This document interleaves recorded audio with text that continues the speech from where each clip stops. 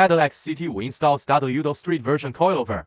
After we open the box, we have two front coilovers in this set, two rear coilovers, two front springs, two rear springs, two spring seats. Warranty card instruction and range. The original car accessories we need to use are the original front top mount, the original rear top mount, and the original spacer of top mount, and the bottom spacer of rear spring. Let's assemble our coilover firstly. Put front original top mount on front coilover. Then lock the nut with a special tool. We put original rear top mount on rear coilover.